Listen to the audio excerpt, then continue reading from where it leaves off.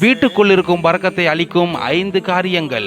உடைந்த கோப்பைகள், நீர் குடிக்கும் தண்ணீர் கோப்பைகளிலே இருந்து நீர் அருந்துவது, உடைந்த உணவு தட்டுகளில் இருந்து உணவு உண்ணுவது, உடைந்த நாட்காலிகளில் அமர்வது, வேலை செய்யாத செயலிழந்த சுவர் கடிகாரங்களை சுவரில் தொங்க விடுவது. இரண்டாவது, நின்ற நிலையில் நின்று நீர் அருந்துவது. சில வீடுகளில் இந்த பழக்கம் வீட்டிலே இருக்கும் அனைவர்களிடத்திலும் இருக்கும்.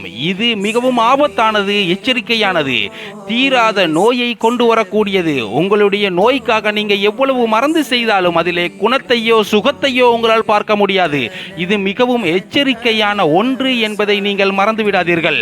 நின்ற நிலையில் நின்று நீர் அருந்தும் பழக்கம் உடையவர்களுக்கு மத்தியில் ஒற்றுமைகளும் சீர்குலைக்கப்படும். மூன்றாவது, நீர் மற்றும் உணவு வீணாக்கப்படும் வீடுகள். சில வீடுகளில் நீர் சில இடங்களிலே இருந்து வடிந்து கொண்டே இருக்கும். அந்த இடத்தை நீங்கள் சரி செய்யும் வரைக்கும் அதுவும் உங்கள் வறுமைக்கான ஒரு அடையாளமே. நான்காவது, உடைந்த கண்ணாடியில் முகம் பார்ப்பது மற்றும் கிழிந்த ஆடைகளை தைக்காமலே அணிவது, ஒட்டறைகளை வீட்டிலே நீக்காமல் வைத்திருப்பது. ஐந்தாவது, இரவு நேரங்களில் தைப்பது, இரவு நேரங்களில் வீடு கூட்டுவது, இரவு நேரங்களில் ஆடைகளை கழுகுவது, இரவு நேரங்களில் கழுகின ஆடைகளை காய வைத்த ஆடைகளை மடிப்பது, இரவு நேரங்களில் படுக்கை அறையில் இருக்கும் விருப்பை இன்னொரு ஆடையினால் தட்டி சுத்தம் செய்வது, வீட்டிற்கு நடுவிலே இருக்கும் படியிலே அமர்வது.